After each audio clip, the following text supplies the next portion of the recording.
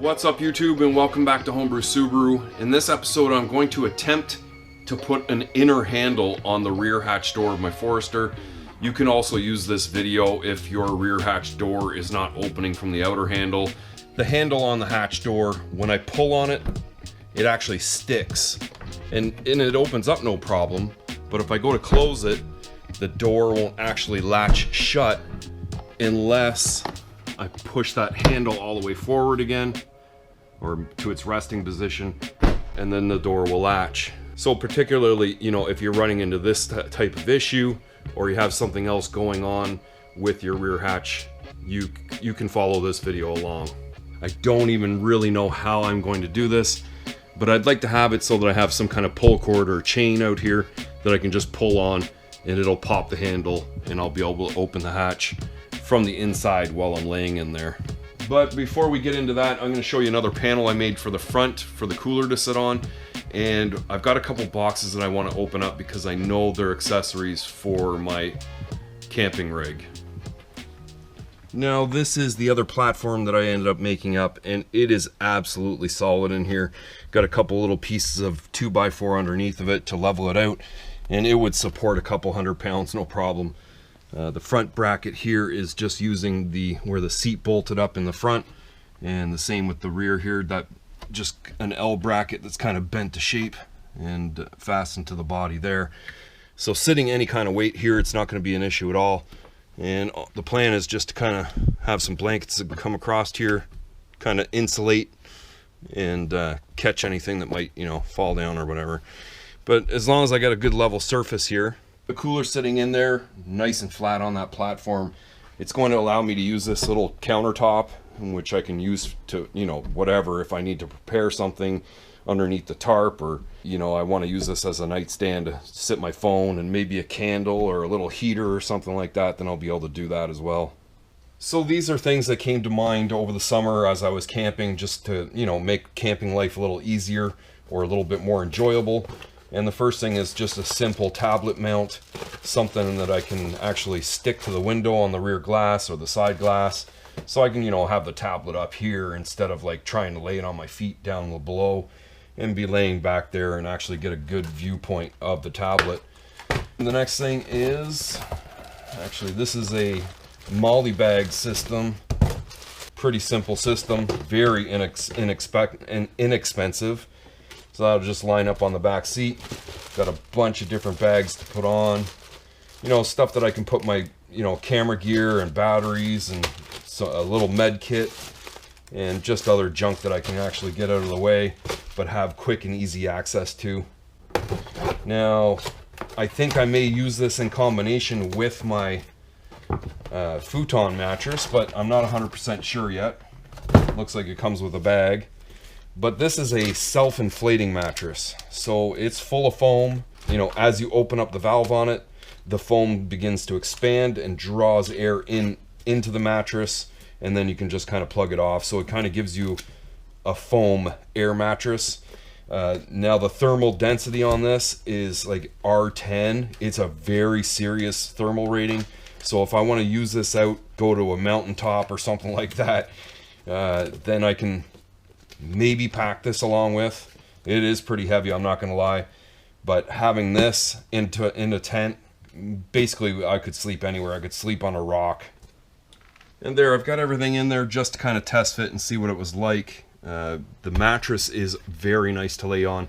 Your weight spreads across the mattress really well. You don't sink down in the middle of it like other air mattresses. It may actually just end up replacing the futon mattress altogether. It fits in here very well, and it's a lot lower, so I notice when I sit up in there, my head just barely touches the ceiling, which is really nice. And then the molly bag holder all up on the driver's seat with the bags all spread out. A couple of the bags you can actually double up and put bags on top of bags, so to be able to just get in here and get something that I want and not have it all spread out throughout the Forester is a big deal. And then the mount for the tablet, it's really good.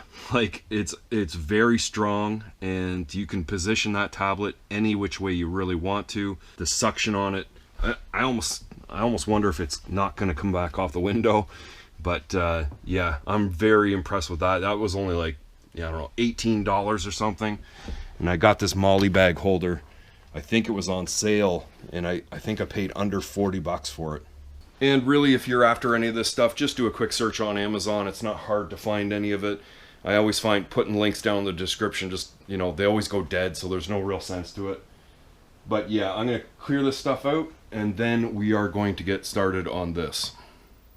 Now, setting up for this shot was a little bit more than normal. I've had to take the bulbs out of the overhead lighting and add some rear LED lighting. Got these 4 push tabs. All those need to come out. There's some covers here on the handle. Probably have to get some screws out of there. And I would imagine the rest will just pop off. But I really don't know, so I'm just going to have to kind of wing it the same way you guys might if you didn't have my help. So these guys just kind of come out of here.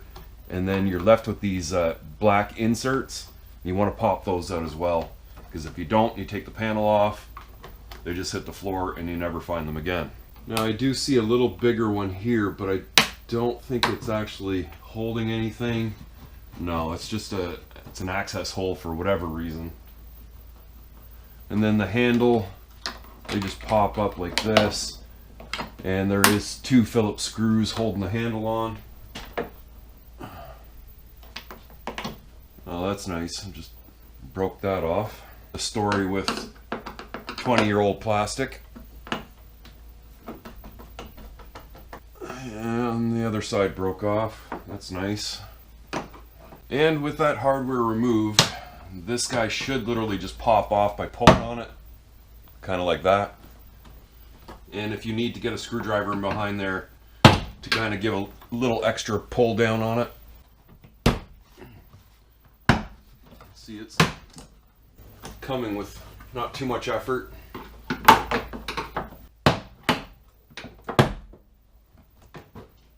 There's a lot of points where it's being held on. You can see there's 2 outer points here. There's one up in the center, and 2 on the other side.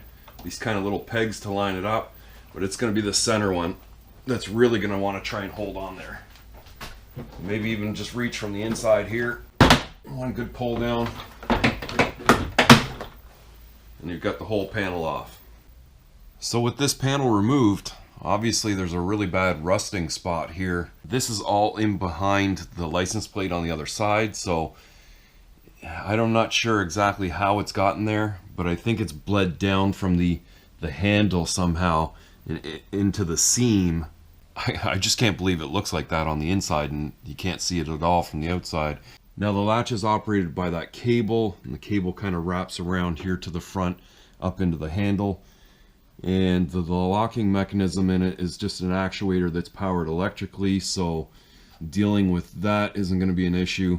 I'm probably going to take down the latch along with the cable and maybe kind of disconnect it there, and then I see to get this rear panel off of the actual door is just a bunch of 10mm nuts on the inside here.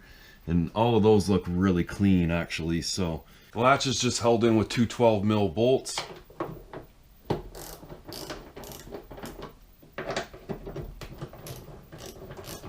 Then the wiring harness going to it. I'm just gonna let that go, that little tab to pull it out. And then the latch will come right down out of there. And I suppose you could pop the cable off at this end. And there's one connector there. And then I suppose there's a open close switch going to you know, body computer or whatever to let them know the tailgate's open or closed. So there's actually those 2 connectors to let go. And if I just pull down on the cable, it'll pop. And then you just kind of pull it out of there like that. One connector. I think these are just straight terminals being held on in here. Yeah, it's just like a accessory power connection or a cigarette lighter connection.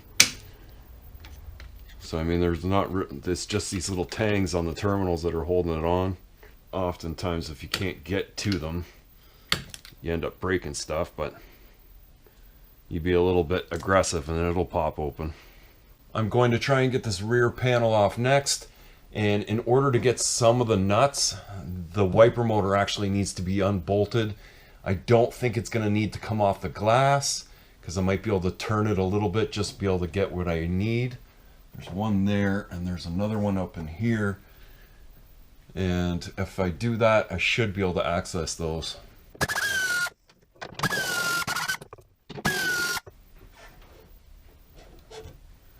I think it's going to move just enough that I can get them.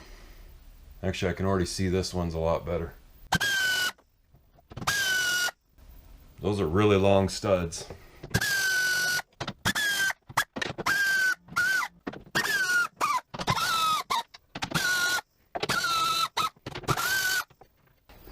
Now with all of the nuts removed, this should come off.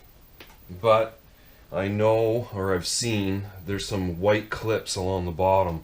And I don't know if there's 4 or just 2. Maybe if I can get enough of the top to pull out, I can see down in there and actually, you know, get the clips to pop. Yeah, I don't know about that. Let's try a longer screwdriver. And I'm just kind of thinking the same type of method on this side. Even enough pulling may be able to pop all of them. The clips don't even look like they broke on the other side, actually.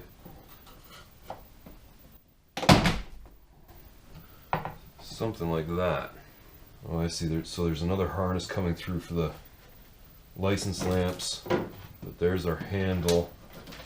Just pull that out with the cable. There's more rust on this bracket here. And maybe that's how some of it kind of let some water in or something down inside to make that start rusting on the inside. But try and get that harness disconnected so I can just have this whole piece off of there. Wow, it's one thick grommet. And there, get the whole panel off. Got all the parts removed off the rear door, the outer handle, the latch, and this rear panel. Now this piece here, it's obviously got that rusted piece on the inside, which is, I'm pretty sure that's going to be able to come off. It basically holds, I don't know, some of the little pieces of plastic that would have held the license plate lights. So I don't know, I might be able to put some nuts and bolts through there, some stainless stuff, and get rid of this piece altogether. I'd like to, you know, I don't want to leave it in there. And the studs, at least these outer ones, are definitely not part of the panel. I don't know about this one in the center. And then, you know, there's other places it's being held on.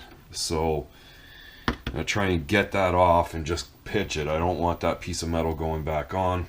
Now this rear handle, it is very seized. It takes a lot of force to actually get it to open and close. I had a look online to see what these are worth, and it's just over $100 to get this to my door.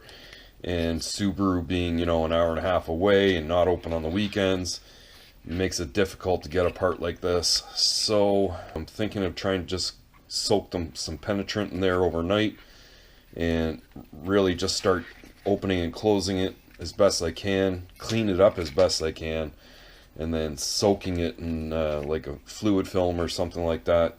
Now the latch, it actually works really good. It just needs to be cleaned up and lubricated really well, just to kind of keep it serviced so that it'll last the rest of the life of the Forester.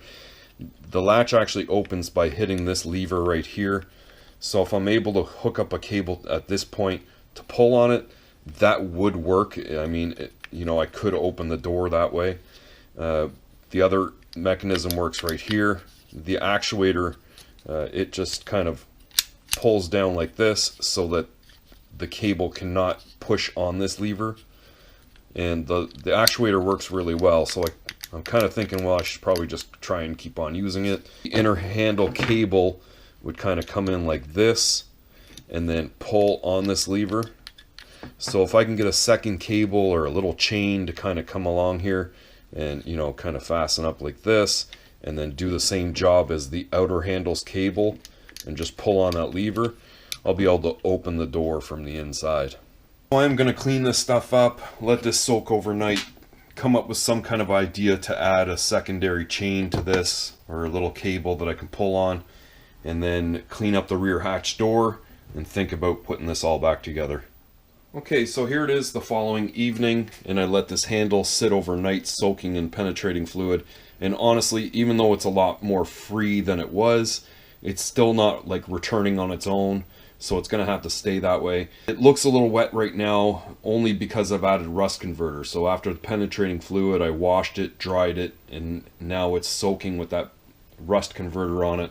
Hopefully it'll kind of convert some of the rust that's on there. I've got that rusted piece of metal out of there. It was actually held by 2 screws that just looked like rivets. They were so rotted that I had to cut the heads off, and then just a little bit of prying back and forth and it finally popped off out of there. It's the license plate retainers, the screws that go into these retainers that I don't have anymore.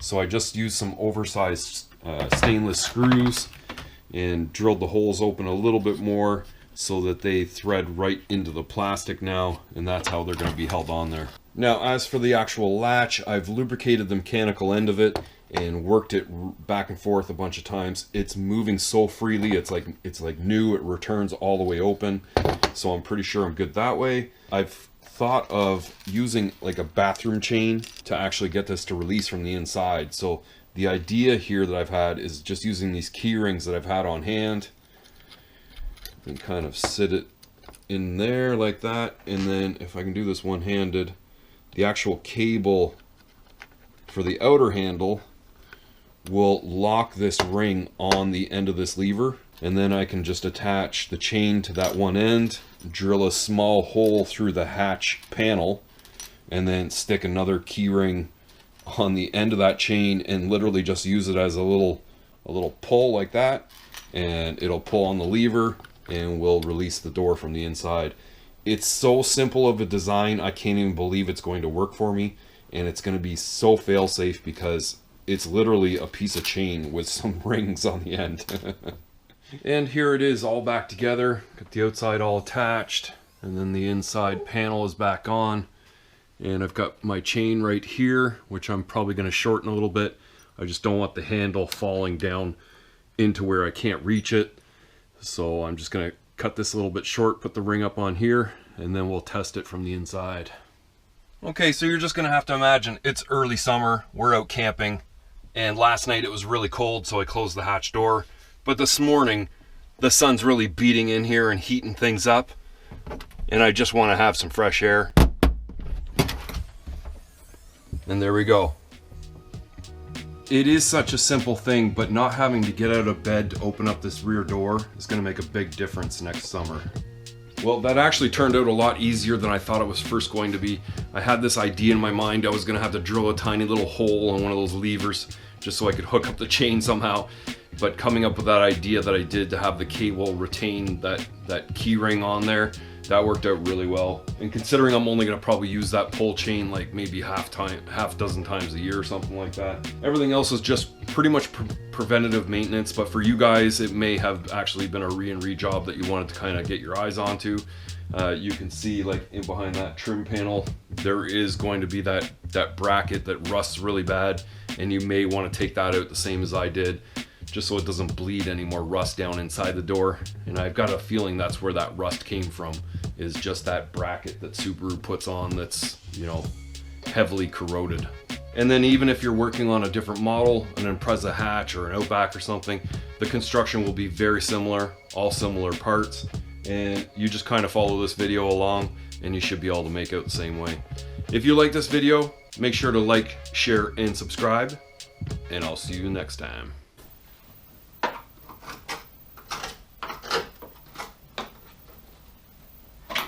Holy fuck.